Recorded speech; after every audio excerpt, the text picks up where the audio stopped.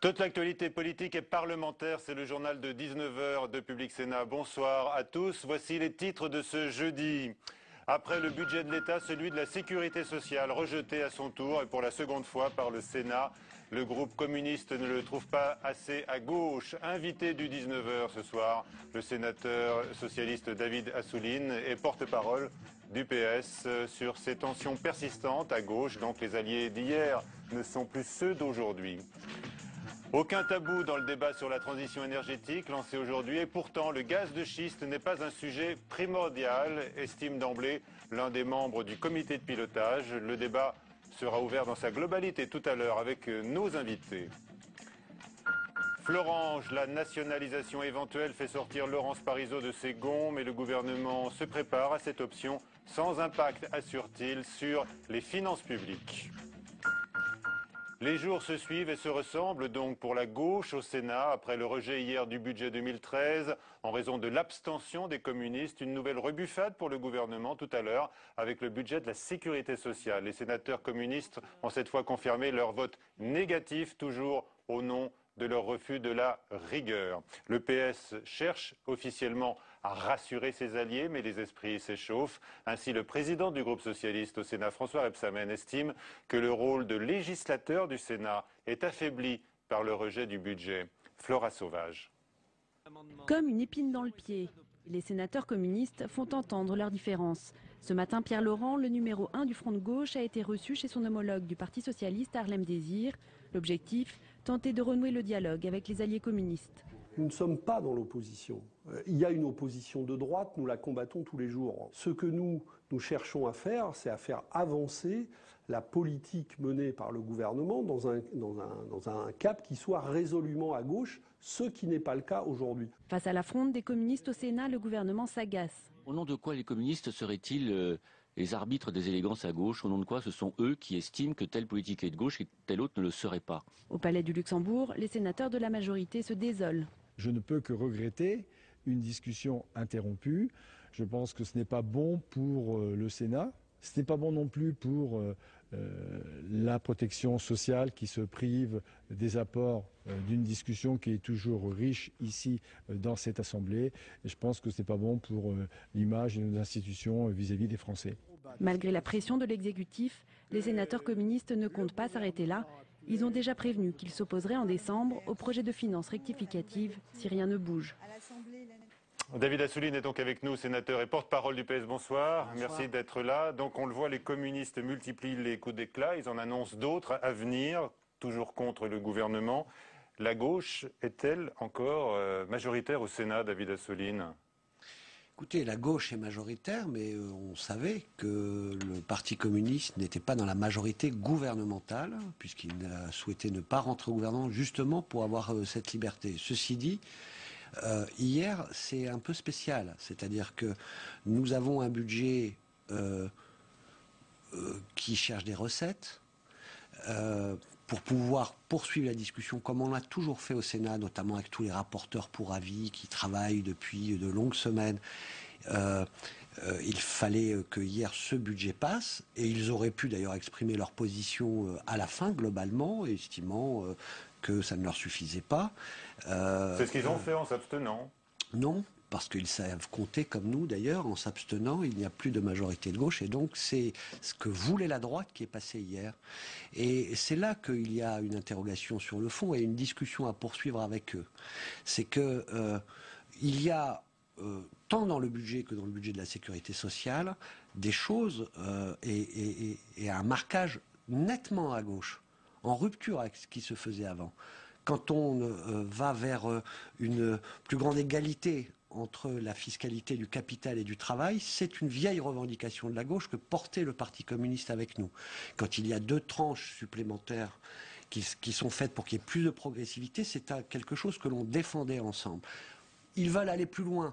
Oui. Ils disent il faut sur l'ISF encore aller plus loin. Et ils disent il faut donner nous voulons donner de vraies chances de réussite à la gauche. Non, mais c'est pas en la faisant battre qu'on lui donne des chances. Et il y a des débats politiques.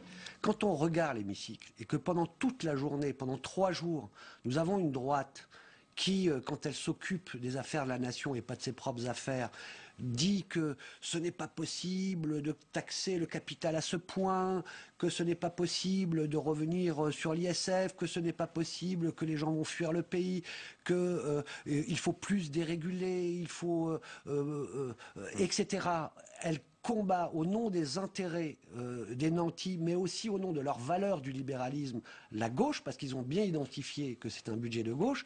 Et le Parti communiste ne peut pas dire qu'il est neutre, même en s'abstenant, dans ce combat politique. Oui. Et plus que neutre, parce qu'il sait compter, et il sait qu'à la fin, cette position de neutralité fera passer pas la position du Parti communiste, mais la position de la droite qui ne veut pas de ce budget de justice sociale que nous avons défendu. Selon vous, David Assouline, l'arrivée récente, il y a quelques mois au Sénat de Pierre Laurent, le secrétaire national du PCF, a été la pire des nouvelles, puisque ça coïncide manifestement avec un durcissement lors du vote. Non, mais je ne crois pas, je ne veux pas individualiser la problématique. C'est un problème qui est posé au Parti communiste de cohérence. On va poursuivre les discussions. Peut-être qu'il y a des malentendus à lever, mais quand il y a un dialogue qui a été entamé par Harlem Désir. Par Harlem Désir, mais plus globalement, ici au Sénat, on n'a jamais cessé de discuter. C'est pour ça qu'il y a une majorité de gauche. C'est que, vous le savez, que pour gérer cette maison, pour animer les commissions, etc., il y a une majorité de gauche. Mais la discussion, maintenant, doit porter là-dessus. Est-ce que, au nom du plus, on se prive de ce qui est déjà mieux? Regardez, l'IVG remboursé à 100%, la contraception pour les mineurs. Eh bien, entre dire c'est pas assez et dire il n'y aura pas ça, parce que quand on fait battre un budget, ça veut dire qu'on dit qu'il n'y aura pas ça. Heureusement que l'Assemblée nationale aura le dernier mot, mais il faut cette cohérence. Heureusement, oui, mais en même temps, ça affaiblit le Sénat, comme le dit François Rebsamen. L'Assemblée nationale aura le dernier mot. François Rebsamen a raison de le dire à tout le monde, y compris à la droite. Elle avait intérêt, hier, dans l'intérêt du Sénat et de l'ensemble des parlementaires qui siègent ici, que le débat se poursuive, quitte à dire à la fin son mot. Elle a préféré interrompre. Ils ont besoin de temps pour s'occuper de leurs affaires. On peut, eux, le comprendre. Pour la gauche, il faut être beaucoup plus clair. Est-ce que vous êtes condamné à attendre finalement 2014 les municipales? Là, vous aurez de quoi faire pression sur les alliés communistes.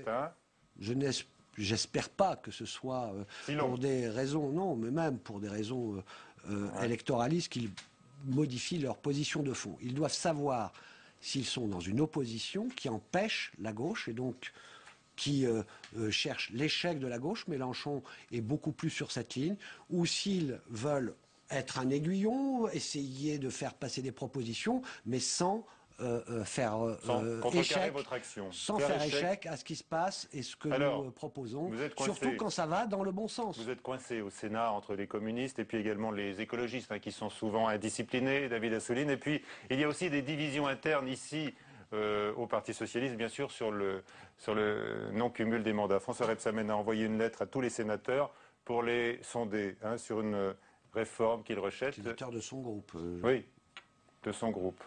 Oui, tout le monde connaît que le débat et la position de François Rebsamen, la mienne aussi d'ailleurs, et celle du Parti socialiste et celle du président de la République. Elles s'opposent, ces positions. Oui, et c'est le débat. Et à un moment donné, il y aura un projet de loi et nous verrons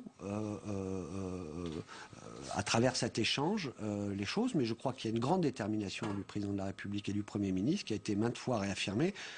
Je ne parle pas du Parti socialiste qui l'a dit depuis bien longtemps. Les troupes du Sénat finiront par s'aligner derrière le chef de l'État. Elles n'en prennent pas le chemin. Non, ce qu'il faut, c'est poursuivre le débat et convaincre. Et à un moment donné, quand il y a les décisions, chacun prend ses responsabilités.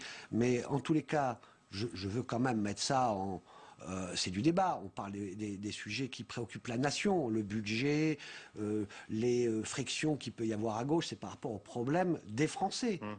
La rénovation de la vie politique, c'est important aussi. Mais nous avons en face quand même une droite qui se déchire de façon désolante devant la France. Et maintenant, l'image, même à l'étranger, est affectée sur des affaires de leadership, d'ambition personnelle. Et donc, je veux quand même relativiser ce que vous avez pointé ce soir, qui sont effectivement des ajustements. La situation est tellement difficile que c'est normal qu'à gauche, on discute et on essaye de se mettre d'accord. Mais en face, on a des gens qui ne s'occupent pas de la France et des Français. On a besoin qu'ils reviennent occuper leur place d'opposition républicaine, parce que c'est l'image de la démocratie française qui est en jeu. Eh bien, écoutez, ça n'est pas encore pour aujourd'hui, puisque la crise perdure à l'UMP, au 12e jour de cette guerre des chefs. Merci beaucoup, David Assouline. Dans l'actualité également, Cécile Duflot, la ministre du Logement, qui annonce des réquisitions de logements vides d'ici la fin de l'année. Annonce faite tout à l'heure lors de la visite d'un centre d'hébergement d'urgence. 3 régions sont principalement concernées, l'Île-de-France, Rhône-Alpes et la région PACA. Nicolas Sarkozy, il a déjeuné aujourd'hui avec Jean-François Copé au 12e jour de la crise ouverte, je vous le disais, à l'UMP. De nouvelles tentatives de médiation s'organisent en coulisses du côté, par exemple, des non-alignés, Nathalie Kosciusko-Morizet et Bruno Le Maire. Un appel à la constitution d'un comité des sages pour obtenir de nouvelles élections a également été lancé aujourd'hui. Un juge d'instruction s'est présenté au Sénat aujourd'hui pour tenter d'obtenir des documents en rapport avec le dossier du Mediator. Une enquête pour trafic d'influence avait été ouverte après des modifications apportées au rapport sénatorial sur le laboratoire Servier. Ce dernier est visé en effet par des soupçons d'intervention pour minimiser sa responsabilité. La sénatrice Marie-Thérèse Hermange, qui n'est plus élue aujourd'hui, avait démenti alors avoir corrigé le rapport dans un sens favorable à Servier. Les métallos de Florange, dépêchés à Paris, ont tenté de déployer une banderole aujourd'hui devant l'hôtel Matignon. Édouard Martin, le délégué CFDT, a été reçu par le directeur de cabinet du Premier ministre. On l'écoute, il a rendu compte de son entretien. Le gouvernement travaille sur le sujet et donc je lui ai demandé s'il était en capacité de nous donner une réponse pour ce soir. Et là, il a dit que ce soir, c'est impossible, mais qu'ils sont en train de faire tout ce qui est dans leur possible pour avoir une réponse avant demain minuit et qu'il y aura une réponse globale au dossier ArcelorMittal. Il n'y aura pas qu'une réponse pour Florange, mais une réponse globale sur le périmètre ArcelorMittal France. J'ose espérer, je reste quand même les pieds sur terre, que la réponse va être positive. Mais voilà, je veux l'entendre de la bouche du président de la République. De son côté, Laurence Parisot, la présidente du MEDEF, a dénoncé le projet de nationalisation du site sidérurgique de Moselle. Scandaleux, dit-elle. Il s'agit d'une expropriation pour elle. Le ministre du Budget, Jérôme Cahuzac, affirme de son côté que cette option peut être la bonne et que si elle est retenue, eh bien, elle ne posera pas de problème de financement. Explication de Paul Bouffard. Arnaud Montebourg avait lancé l'idée. Jérôme Cahuzac, de son côté, assure que nationaliser Florange n'aggraverait pas le déficit de la France. Ce choix politique pourrait même dégager des actifs qui valent quelque chose, selon le ministre du Budget. Nationalisation, l'État français en a le droit. Il suffit à l'exécutif de faire voter une loi pour casser le droit de propriété et indemniser le propriétaire déchu. Et l'Union européenne n'empêche en rien cette manœuvre. Déjà, en 1982, une présidence socialiste, celle de François Mitterrand, nationalise par la loi des banques et des groupes industriels. Pour Florange, on parle d'un coût de 150 à 200 millions d'euros pour l'État. Toutefois, selon Jérôme Cahuzac, le gouvernement doit se garder de généraliser cette procédure, qui d'ailleurs suscite des convoitises.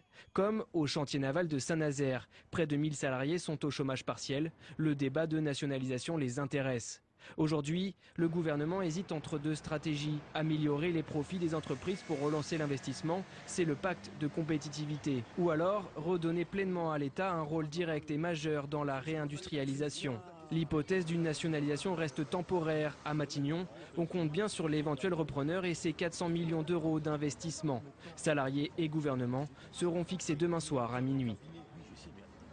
Toutes les questions sont sur la table, elles le seront dans un instant avec nos invités, y compris donc celles qui fâchent, et elles sont nombreuses. Le débat sur la transition énergétique a donc été lancé aujourd'hui. Julie Hulin nous rappelle les grands enjeux qui sont couplés aux promesses de François Hollande en la matière. Il a fait de la transition énergétique un des chantiers prioritaires de son quinquennat. Objectif, une société sobre en carbone à l'horizon de 2050. Les 2 engagements majeurs de François Hollande, réduire la part du nucléaire et soutenir les énergies renouvelables. En France, le nucléaire représente plus de 75% dans la production d'électricité. François Hollande souhaiterait la baisser à 50% d'ici à 2025, avec notamment une promesse, fermer la centrale nucléaire de Fessenheim en 2016. Aucune fermeture supplémentaire ne devrait être envisagée. Le prix de cette énergie est aujourd'hui beaucoup plus faible et la hausse de la demande devrait entraîner mécaniquement la chute de la part du nucléaire. Autre enjeu, soutenir les filières renouvelables. L'objectif, diviser par 4 les émissions de gaz à effet de serre hexagonales d'ici à 2050. Les énergies fossiles, pétrole, gaz, charbon représentent les 2/3 de la consommation d'énergie en France, une consommation qui ne cesse d'augmenter et des énergies renouvelables pas encore au point. Accroître leur part s'accompagnerait d'un coût élevé pour les consommateurs. La solution, le mix énergétique, un subtil équilibre entre les différentes sources d'énergie, un équilibre qui ne semble envisageable qu'en prenant en compte une autre réalité majeure, celle de la sobriété énergétique et de l'évolution de nos modes de vie. Voilà, et donc nous sommes tous concernés puisqu'on nous invite, on nous incite même à changer de comportement. Les invités du 19h, donc Catherine Larère, bonsoir. Vous êtes philosophe et spécialiste de l'environnement. Avec nous également Ladislas Poniatowski, bonsoir, sénateur UMP, président du groupe d'études de l'énergie. Avec nous également Bruno Rebel, l'un des 6 membres de ce comité des sages qui a été mis en place par la ministre de l'Environnement, Delphine Batho. Bonsoir. Je rappelle que vous avez été l'un des dirigeants historiques de Greenpeace qui boycotte ces débats aujourd'hui. Vous n'avez pas de difficulté, par exemple, à siéger autour de la table avec Madame Lauvergeon, symbole du nucléaire. Vous l'avez dit, monsieur, j'ai été dirigeant de Greenpeace pendant de nombreuses années en France et à l'international. Et puis, je suis passé à autre chose. Depuis 7 ans maintenant, je conseille des territoires, des entreprises, petites, moyennes et grandes. Vous êtes proche de Ségolène Royal, je précise. J'ai été le conseiller de Ségolène Royal pendant la campagne présidentielle de 2007, effectivement. Et puis, j'ai pris mes distances. Et voilà. Et je pense avoir effectivement des choses à apporter dans ce débat qui me semble un moment extrêmement important pour la France. Est-ce que Madame Lauvergeon peut potentiellement vous apporter des choses à vous, selon vous? Écoutez, à votre grande surprise certainement. Non, je n'ai pas d'a priori. Nous avons un comité de pilotage. Non, mais je vous réponds. À votre grande surprise certainement, nous avons un comité de pilotage avec Madame Lauvergeon, avec Monsieur Jean Jouzel, avec Laurence Toubiana, avec Monsieur Georges Mercadal qui nous a rejoint. Michel Rollier n'était malheureusement pas là aujourd'hui puisqu'il était en déplacement.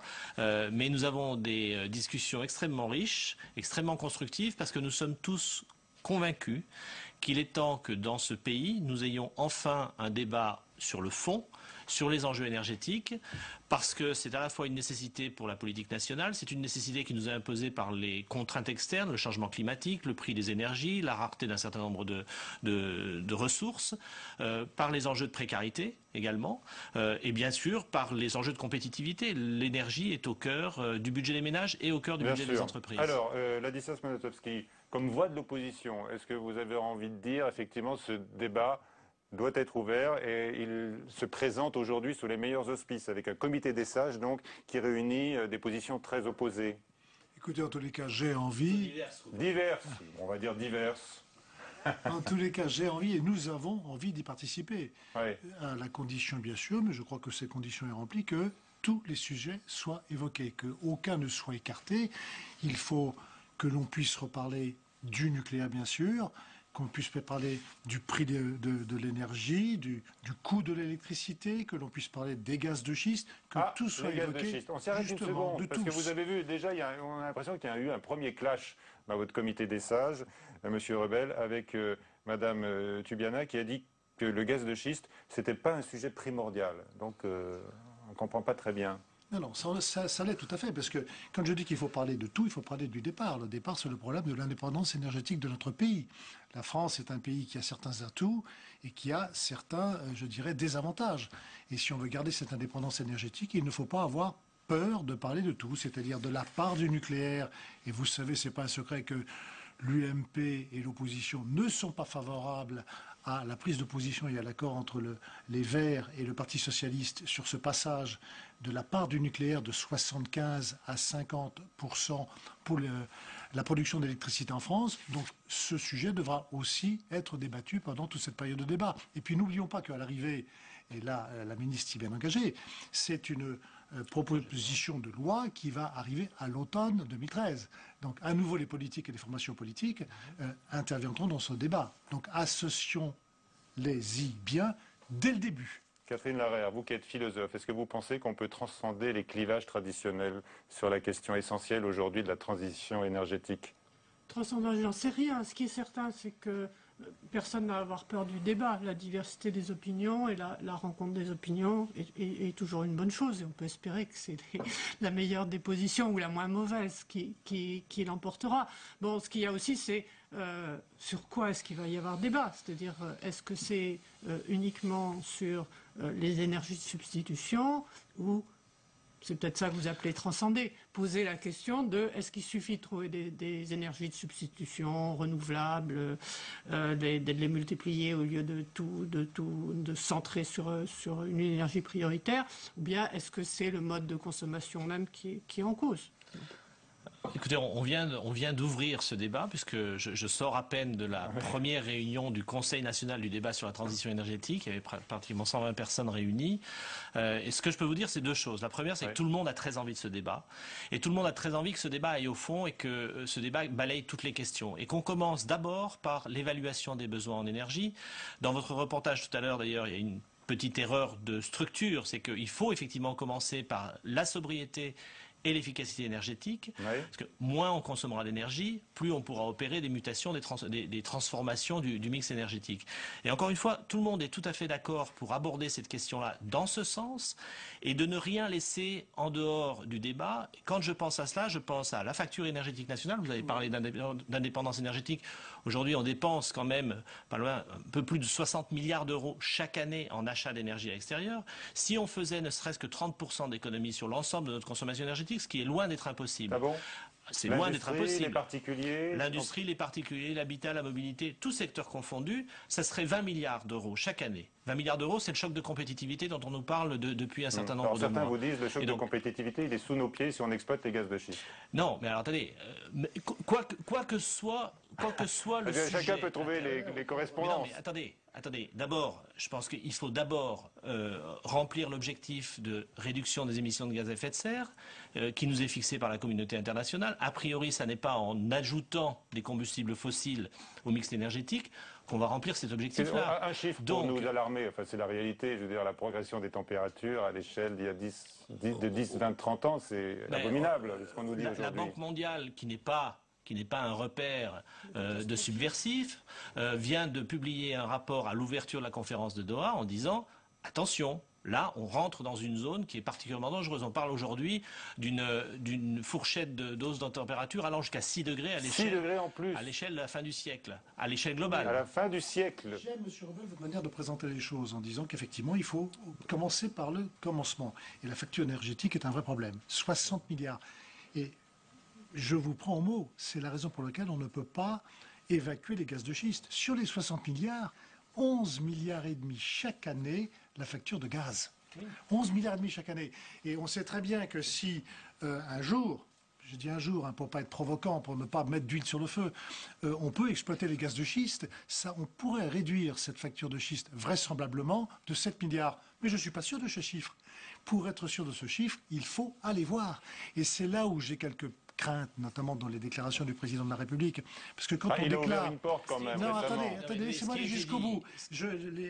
Ma crainte, c'est qu'il a dit il pourra y avoir des recherches techniques sur la manière d'exploiter les gaz de schiste. Mais il y a une porte qu'il a fermée. C'est la porte de l'exploration. Il y a l'exploitation. Tant qu'on n'a pas de technique propre, je suis d'accord avec le fait qu'il faut attendre. Mais l'exploration, c'est quoi? C'est essayer de savoir quel gaz de schiste il y a sous notre sous-sol. Et le fait de fermer cette porte-là, ça n'est pas bien pour un président de la République. Est-ce que ça veut dire circuler, il n'y a rien à voir? Sur l'exploration, est-ce que vous êtes favorable ou non? Non, mais attendez, moi je ne vais pas faire le débat avant le débat. Oui. On ouvre aujourd'hui un débat de 6 mois dans lequel on va faire parler les territoires, les experts, les entreprises. Monsieur Chilansky, président de l'UIPP, les industries pétrolières. De l'UFIP, pardon, était là cet après-midi. Il a été dit clairement, il n'y a pas de question taboue. Il n'y a pas de question taboue. Et surtout, ce que je veux souligner, c'est que nous sommes là sur une réflexion sur le temps long. La trajectoire qu'il faut dessiner, c'est une trajectoire à 2050 avec un point de passage en 2025. Et donc, on a un petit peu le temps quand même de voir venir les choses. On a un peu de temps. Alors, Madame Larère veut intervenir. Oui, non, mais je voulais dire qu'il n'y a pas de tabou, ça ne veut pas... Donc, on peut parler des gaz de schiste, ça ne veut pas dire qu'on ne doit parler que des gaz de schiste. Et il me semble qu'on a beaucoup insisté sur la diversité et sur que la transition énergétique, ce n'était pas la substitution d'une énergie à une autre, mais une diversification des énergies, pour qu'on ne concentre pas toute la question uniquement sur les gaz de schiste. Bien sûr. Alors, en tout cas, moi, ce que je peux vous dire, c'est que le comité de pilotage auquel j'appartiens sera extrêmement vigilant pour que nous ne nous laissions pas enfermer dans un débat sur une option technologique, quelle qu'elle soit, mais qu'on balaye justement l'ensemble des enjeux, encore une fois, de coûts d'accès à l'énergie, de précarité énergétique, de diversification, de décentralisation, de déconcentration, de relations avec le niveau européen et international, de compétitivité des entreprises, de budget des ménages. Alors, vous avez parlé des pétroliers. De on va en parler tout de suite, Bruno Rebel, car l'un des enjeux du débat, on l'a rappelé, porte sur le changement de nos habitudes vers plus de sobriété. La hausse du prix de l'essence, il faut le dire quand même, limite déjà nos déplacements. On l'a enregistré. Évidemment. Et la hausse à la pompe va d'ailleurs se poursuivre dans les semaines qui viennent avec, vous le savez, la fin dans 2 jours du dispositif d'encadrement qui avait été mis en place par Bercy. Les pétroliers sont accusés aujourd'hui par les associations de consommateurs d'avoir profité de cette période pour augmenter leurs marges. Enquête de Nathalie Guilluard. Une baisse de 6 centimes sur le carburant pendant 3 mois, 3 centimes pris en charge par l'État et les 3 autres pris sur la marge des distributeurs. Pour l'État, ce geste a coûté près de 500 millions d'euros. Les pétroliers, eux, n'ont semble-t-il pas perdu d'argent. Ils ont respecté en partie, ou plutôt à minima, sur la distribution, mais on voit qu'il y a eu un effet de vase communicant, c'est-à-dire que de l'autre côté, les marges de raffinage ont augmenté. Et que du coup, les acteurs qui sont positionnés à la fois sur la distribution et sur le raffinage ont au final rien perdu, voire ont gagné de l'argent. La principale explication, les pétroliers auraient profité d'une baisse du cours du brut. En août 2012, le prix du baril était de 90,80 €. Il est descendu à 86,30 € en novembre 2012. Cette baisse masquerait le maintien des marges des distributeurs. Une hypothèse que réfute le président de l'Union française des industries pétrolières. Les marges de raffinage sont des marges internationales, se sont effectivement améliorées dans les premiers mois de 2012. Cette situation des marges de raffinage n'a rien à voir avec l'engagement qui a été pris auprès du gouvernement. L'engagement qui a été pris auprès du gouvernement, c'est qu'à partir des prix internationaux résultant des raffineries, les marges de distribution, elles, diminueraient de l'ordre de 2 à 3 centimes d'euros du litre. Et c'est ce qui s'est passé. Les pétroliers assurent avoir subi une perte de bénéfices de 200 à 250 millions d'euros pour cette opération. Reste que les grands perdants de cette histoire sont les automobilistes qui n'ont gagné que très peu d'argent. En un mois, l'économie est de 14 € pour un véhicule diesel et de 9 € pour un véhicule à essence. Voilà, en tous les cas, il y a donc une équation financière et budgétaire pour l'État qui rend impossible, a priori, de nouvelles baisses de l'essence, même limitées. On touche là vraiment au comportement des automobilistes. On touche surtout à une réalité, c'est qu'il va falloir admettre que le prix de l'énergie par unité va être de plus en plus cher. Et à peu près, on peut le dire, toute énergie confondue. Et donc, la facture pour une entreprise ou pour un ménage, ça restera toujours le prix de l'unité et le nombre d'unités consommées. D'où l'intérêt et l'importance de travailler sur la sobriété et l'efficacité pour consommer le moins possible. D'accord, changement de comportement. On sort du discours... Pas que changement de comportement, c'est aussi l'organisation des territoires, c'est aussi des transports, l'innovation dans les services, c'est aussi des innovations sociales. Le covoiturage, par exemple, qui se développe bien sûr sous la pression d'un prix du carburant élevé, mais qui fait qu'aujourd'hui, on découvre la possibilité de finalement faire un trajet à 4 dans une voiture. C'est aussi le rôle des politiques, changer les comportements. Oui, bien sûr. Mais dans votre reportage, vous précisez que les perdants sont des automobilistes qui n'ont gagné en 3 mois que 14 ou 7 euros. Ils sont perdants pas à cause de ça, ils sont perdants parce qu'ils sont aussi des contribuables. Et cette facture a coûté 468 millions à l'État en 3 mois pour un gain quasi ridicule. Et c'est là où les politiques ont un rôle. Ils doivent réfléchir avant de relancer ce type de plan de relance. Il n'y aura pas de chèque carburant, par exemple.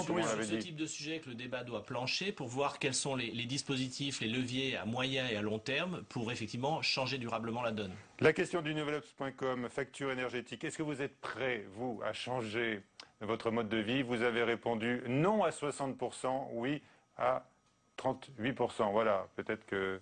cette grande conférence permettra aussi de faire de la pédagogie comportementale, monsieur Rebel. Oui, qu'est-ce que ça veut dire? Est-ce qu'on est contraint de prendre une voiture parce qu'on habite à 50 km de son lieu de travail ou est-ce qu'on a le choix? Oui, bien sûr. Merci. J'espère qu'on aura un débat sur le chauffage. Ah, le chauffage. Le chauffage français qui est très particulier. Allez, le sujet est inépuisable. Ce n'est pas comme les ressources. Voilà. Mais on va s'arrêter là parce que c'est terminé. Thermodynamique. Merci. C'est la fin de ce journal. 22h, Sonia Mabrouk à suivre sur LCP Assemblée Nationale. Pile et face, bonsoir.